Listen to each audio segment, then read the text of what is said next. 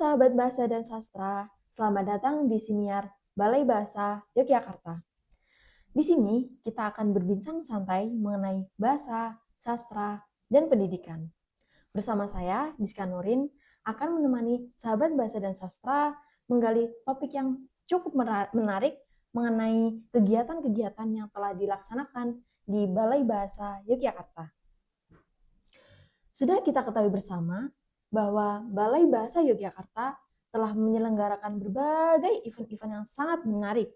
Salah satunya yaitu pembinaan bahasa dan sastra di Lembaga Pembinaan Khusus Anak di Wonosari, Gunung Kidul. Pasti sahabat dan sastra merasa penasaran dan bertanya-tanya, bagaimana sih cerita di balik kegiatan tersebut? Nah, mari kita cari informasinya lebih lanjut bersama narasumber kita kali ini, yaitu Bapak Ratun. Beliau merupakan penanggung jawab dari peluncuran buku antologi puisi dan cerpen yang dibuat oleh anak-anak di Lembaga Pembinaan Khusus Anak di Desa Wonosari, Gunung Kidul. Selamat datang Bapak. Apa kabar? Apa nama lupa saya namanya? Nama saya Diska, Bapak. Diska, ya. Ya. Selamat datang Diska. Ya, Bapak. Bagaimana kabarnya hari ini? Alhamdulillah sehat. Ya, alhamdulillah. Diska sehat ya? Alhamdulillah juga sehat juga, Bapak.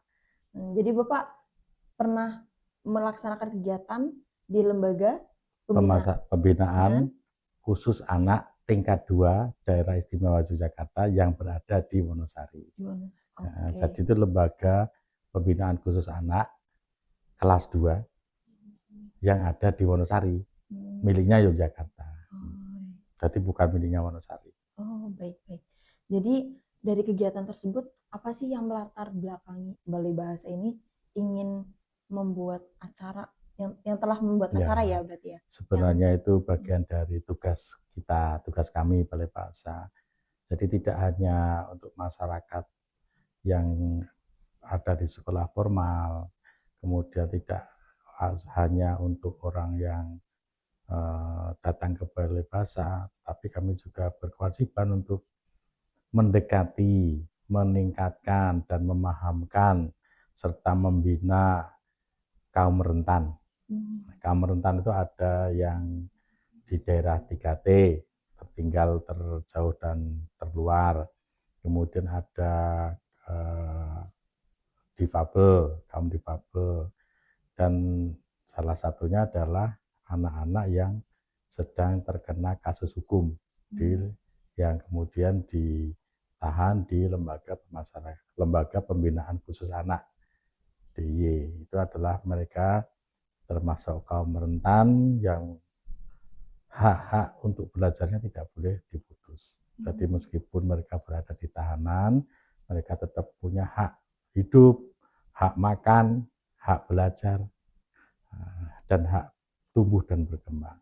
Nah, dari sisi tempat tidurnya, fasilitas di dalam LPKA, termasuk menu-menunya itu sudah terkontrol gizinya. Ada undang-undangnya, jenis makanan sarapan apa saja, dan makan siang apa saja, kandungan gizinya seperti apa sudah ada. Nah, kita dari sisi literasi, mereka itu kan sebenarnya anak-anak sekolah yang punya potensi besar dan generasi muda yang harus tumbuh dan harus kita kawal, kemudian kita arahkan untuk menjadi anak yang berguna bagi bangsa dan negara. Salah satunya yang menulis saja, karena mereka anak sekolah.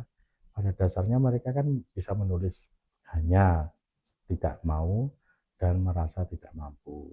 Nah, tugas kita adalah kamu bisa, kamu mampu.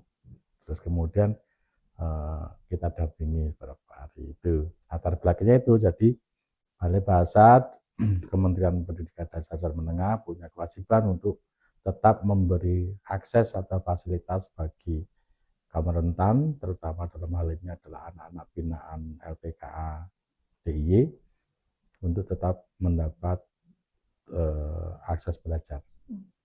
Wah, menarik sekali Bapak. Ya, benar-benar menarik dan memiliki niat yang sangat mulia, insya Allah. Nah, untuk kegiatannya sendiri itu detailnya bagaimana ya Pak? Detail kegiatannya begini, jadi kami kan tidak mungkin ya bekerja sendiri, jadi kami ngajak Dinas Perpustakaan dan Kearsipan Gunung Kidul, kemudian mengajak sastrawan, mengajak komunitas sastra, kemudian sekolah-sekolah yang di sekitar LPKA di sana. Jadi sastrawan itu antara lain Evi Dawati, dia seorang dulu artis ya, terus kemudian jadi penulis, terus kemudian jadi penyair, kemudian ada Budi Sarjono, penulis novel, kemudian wartawan, dan cerpenis, kolumnis, macam-macam. Kemudian ada Mas Reza.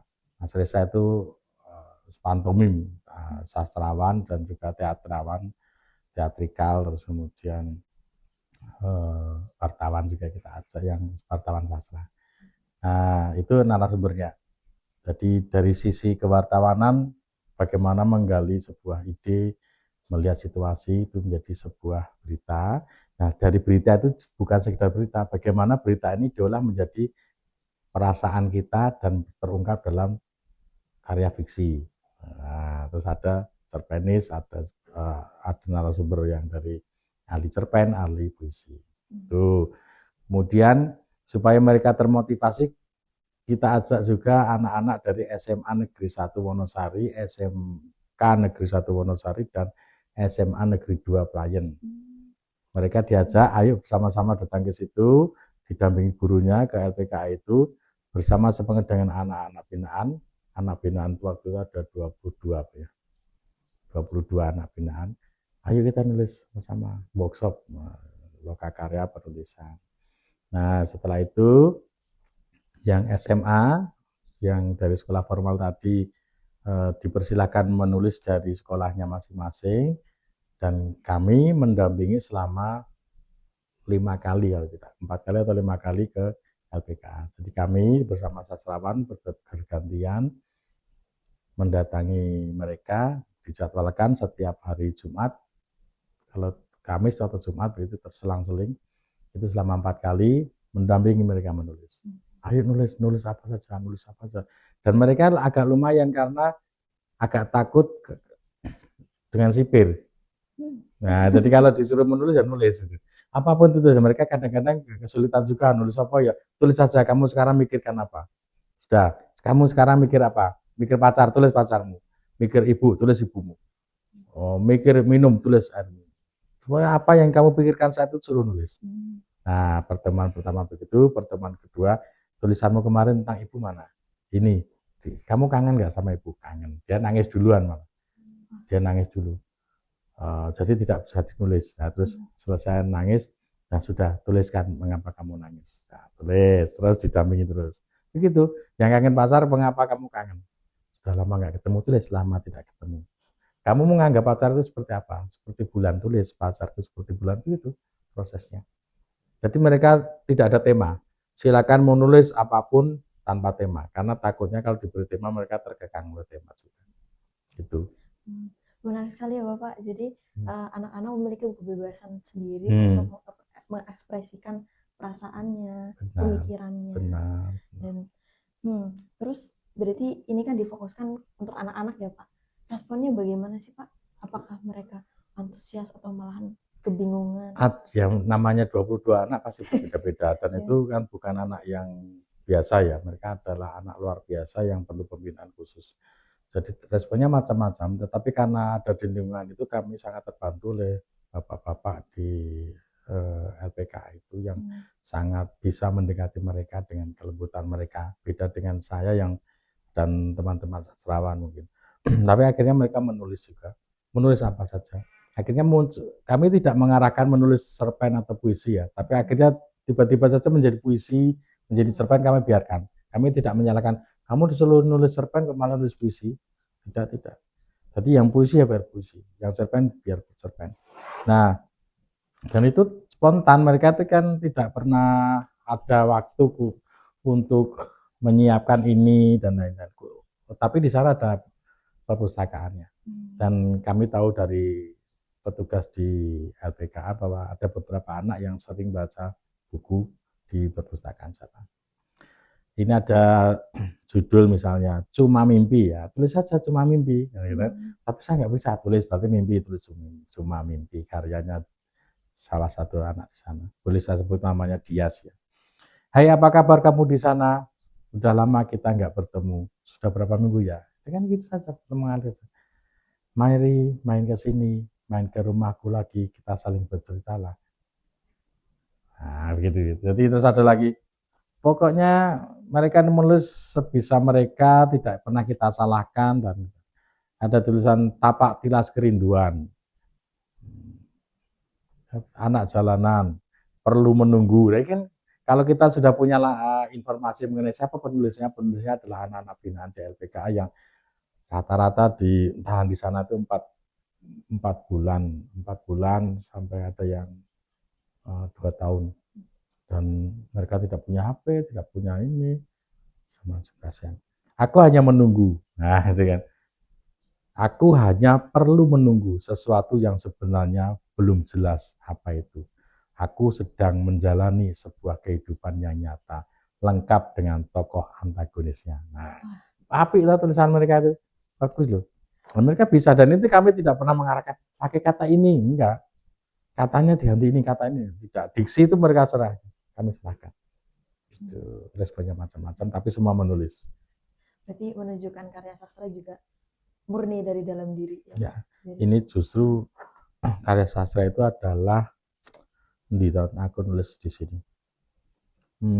Menulis bukan sekedar menghasilkan teks, melainkan juga merapat keberanian untuk meraba emosi, memperhatikan sekitar, dan mengolah pengalaman menjadi pesan bagi orang lain. Baik Pak, jadi tadi kan langsung dari anak-anaknya Pak. Sekarang dari Bapak sendiri, itu apakah ada tantangan atau hambatan selama menjalani kegiatan ini?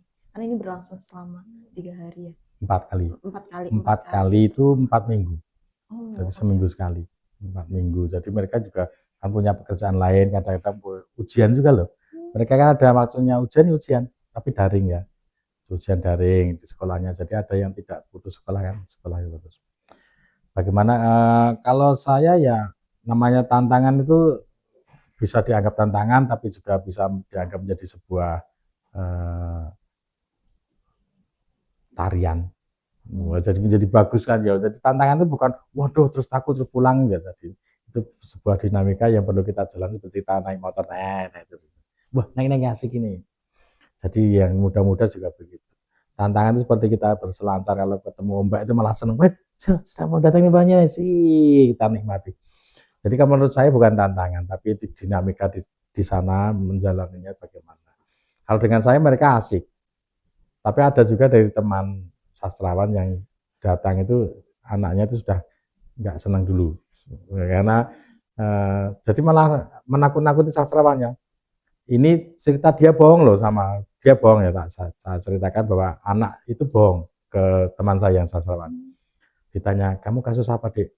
Mutilasi pak. Wah, anak dia dijawab mutilasi. Kamu mengapa mutilasi? Jengkel gitu. Tak deketin, bener mutilasi. Enggak, dia enggak mutilasi, cuma mencuri aki truk. Tapi karena dia enggak senang. Kalau bagi saya itu bukan tantangan, tapi memang harus ada anak yang dia merasa masih perlu disegani. Kalau dengan saya tidak, dengan teman saya itu dia ngakunya mutilasi, padahal tidak. Itu kan apa maksudnya anak ini nulis ini? Dan kamu nulis apa?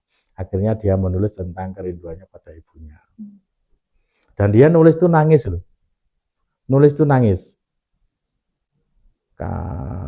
Itu teman-teman dari Balai Bahasa, termasuk Pak Kepala Balai, Bu KSU itu juga nangis karena kesana. Merasa, nah anakku biaya. Nah, jadi namanya berempatian begitu ya. Berempati itu merasakan jika itu aku atau jika itu menimpa keluargaku. Jadi kalau kita melihat orang lain itu begitu ya, seandainya itu terjadi pada saya, itu kira empati begitu. Berarti rasa empati, rasa seperti introspeksi lagi itu tidak hanya dilakukan oleh anak-anaknya, tapi juga penyelenggaranya pun merasa benar. Saya tuh datang ke sana berkali-kali ya, sebelum kegiatan juga saya sana untuk koordinasi. Itu juga wah ini ada sesuatu yang saya banyak belajar di sini. Mereka itu banyak bisa menulis karena kita ungkap bahwa kamu itu di sini. Tidak banyak orang berkesempatan sebenarnya. Tidak banyak orang berkesempatan untuk bisa mempunyai pengalaman seperti ini. Seperti saya itu kalau mau menulis tentang ini harus datang ke sini dan melihat kalian, oh begini toh, oh mereka ternyata ada jadwal mencuci, jadwal mencuci punya pakaian punya temannya. Jadi teman-temannya dicucikan gantian. Nah, itu ya.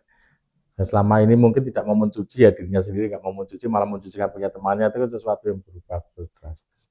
Kemudian ada juga macam-macam hal yang bisa kita tidak perlu menjadi dia, tapi kita bisa belajar tentang dia gitu. Oke, itu mungkin secara langsungnya ya Pak. Jadi untuk buku ini itu kan dari outputnya sendiri, untuk outputnya sendiri itu kan berupa buku. Ini bukunya. Berisi cerita-cerita. Bisa dilihat. Ini merupakan salah satu bentuk karya dari teman-teman di lembaga pembinaan. Ya, karya anak-anak lembaga pembinaan khusus anak DJ ditambah dengan 5 karya anak sekolah, ditambah 5 karya sastrawan. Untuk tambah saja, gizi-gizi saja, penambah saja. Lalu apa sih yang melatar belakangi Bapak menginisiasi untuk dibikin buku aja nih gitu ya karena kalau hanya disimpan namanya, ada sastrawan yang mengatakan bahwa sastra itu harus ditulis, sastra itu buku. Jadi ketika itu, namanya Pak yang mengatakan itu Suparto Broto, dia mengatakan bahwa sastra itu buku, kalau bukan buku itu belum jadi sastra. Makanya sastra digital dia belum paham waktu itu, kemudian sastra cyber dia belum paham, terus kemudian sastra majalah, ada sastra koran ya kan. Nah kalau yang sastra itu buku, jadi harus dibukukan. Kalau tidak dibukukan karya mereka mungkin kurang terdokumentasi dengan baik, tidak terbaca orang luar banyak, kemudian hilang begitu saja. Yang kedua, ini menjadi sebuah hadiah bagi mereka yang ada di LPKA, bahwa selama di LPKA dia menghasilkan buku. Nah ini dia akan menjadi sebuah kebanggaan tersendiri. Kalau dia tidak bisa membanggakan ke orang lain, dia bangga pada dirinya sendiri, aku pernah nulis selama di penjara. Nah, itu kan cocok ya, seperti Tan Malaka, kemudian Pramudia Anantatur, semua kan hebat-hebat ketika di penjara gitu. Tetap menghasilkan karya gitu ya. Malah lebih bagus. Tapi saya ini nggak usah, maksudnya nggak usah terus ke penjara. Di kamar saja mengurung sendiri, dan kesedihan dan kesedihan yang sangat mendalam atau kesenang yang sangat mendalam itu akan menghasilkan sebuah karya yang bagus banyak. Kami biasa-biasa nggak ada kejadian apa-apa, tidak sedih banget, tidak senang banget, ya susah memenggali. Tapi coba kalian kakinya terkena duri, akan muncul puisi, aduh kakiku tertusuk duri seperti hatiku yang tertusuk durimu. Baik, berarti ya ini menjadi bentuk monumen kehidupan mereka. Mungkin setelah ini ada juga yang menulis, mungkin ada juga yang tidak menulis, tapi ini menjadi bahkan ini akan menjadi satu-satunya karya yang saat dia berada di dalam itu benteng pertahanan. Oke, baik Pak. Jadi selain didokumentasikan juga dari Balai Bahasa sendiri juga melakukan peluncuran buku ya Pak? Peluncurannya di sana juga. Peluncurannya di sana, dan kami mengundang dari sekolah-sekolah tadi, kemudian dari Polres. Mengapa Polres? Supaya Pak dari kepolisian juga mengawal dan memberitahu masyarakat bahwa ini loh mereka itu di sana menulis, di sana mereka banyak penyesalan, di sana mereka banyak berubah. Kemudian dari orang tuanya diundang supaya bangga, anakmu ini jane ini pinter loh. Karena dari beberapa yang ditahan di sana itu ternyata dampak dari keluarga yang tidak harmonis. Ya, ini anakmu jadi pinter gitu. Terus malah sekolah, terus kemudian masyarakat. Kami undang di sana sih. Ya. Jadi pesan-pesan pentingnya tersampaikan pula kepada orang-orang terdekat dari anak tersebut. Benar, supaya mereka saat keluar dari sana bisa diterima masyarakat. Karena ada cerita dari kepala LPKA bahwa ada beberapa anak yang pintar ngaji, pintar azan di LPKA, begitu keluar ke masyarakat tidak diterima. Kamu residivis, masa azan aja nggak boleh, padahal azannya bagus. Untuk dinas-dinas sendiri itu yang diundang siapa saja? Dinas pendidikan tentu, karena dinas pendidikan supaya mereka tahu bahwa ini loh anak didikmu yang tadinya perlu pembinaan khusus sudah dibina bagus, ini hasilnya. Dinas perpustakaan tentu, kemudian dinas Kementerian Hukum, Kemenkumham ya, Kementerian Imigrasi dan Pemasyarakatan sekarang, Dirjen Imigrasi dan Pemasyarakatan. Baik Bapak, ceritanya sangat menarik sekali, sangat menyentuh sekali untuk saya. Kamu mau nulis nggak? Mohon doanya ya Bapak. Ya, harus menulis. Oke, jadi untuk keberlanjutan dari program ini sendiri itu bagaimana Bapak? Sebenarnya kan kalau program itu bisa saja berlanjut, tapi anak-anaknya kan seharusnya sudah ganti ya. Masa terus ya, anaknya ganti lagi. Nah, kaum rentan yang lain yang sedang dijajaki untuk kerjasama adalah teman-teman dari Tuli, teman Tuli. Teman Tuli itu juga ingin belajar bahasa Indonesia dan bahasa Jawa. Karena mereka kan tidak punya bahasa Jawa dan bahasa Indonesia, punyanya bahasa isyarat. Ya kan? Betul. Mereka bahasa isyarat, dan bahasa isyarat itu bukan bahasa Indonesia, bukan bahasa Jawa. Jadi mereka itu dan belajar menulis. Kalau menulis mereka kan bisa. Saya punya teman dari teman Tuli itu pintar banget WA. Tapi ya tidak bisa ditelepon. Berarti Balai Bahasa sendiri sedang mengupayakan untuk tidak hanya di lembaga pembinaan anak, tapi juga ke lembaga-lembaga yang lainnya pula gitu. Kaum rentan yang lain. Kaum rentan yang lain. Nah, termasuk anak putus sekolah. Baik. Berarti ke sekolah formal juga atau? Sekolah formal ya kita bagi-bagi tugas dengan gurunya ya. Mereka sudah punya guru. Kalau yang anak putus sekolah siapa gurunya? Anak binaan LPKA siapa gurunya? Kemudian ya itu. Ya kita yang belum punya guru kita datangilah. Oke. Kalian sudah punya guru dosen ya, apa-apa. Baik Bapak, kita cukupkan pada sampai saat ini saja. Ya. Dan di sini saya sangat terkesan dengan kegiatan yang telah dilaksanakan ini Pak, dengan peluncuran buku ini itu sebagai bentuk ekspresi dan bentuk pengungkapan emosi dari selain emosi juga pengalaman, perasaan yang dialami oleh anak-anak di lembaga pembinaan khusus anak tersebut. Yeah. Dan di sini saya mengucapkan banyak terima kasih kepada Balai Bahasa, kepada Bapak, kepada dinas-dinas yang terkait telah menyelenggarakan acara yang begitu keren dan hebat ini, dan semoga karya-karya dalam antologi ini dapat terus menginspirasi dan membuka lebih banyak ruang bagi suara-suara yang selama ini jarang terdengar. Jadi sampai jumpa di episode menarik berikutnya. Mari kita terus menjaga dan melestarikan bahasa Indonesia dan bahasa daerah sebagai bentuk dari jati diri bangsa. Terima kasih.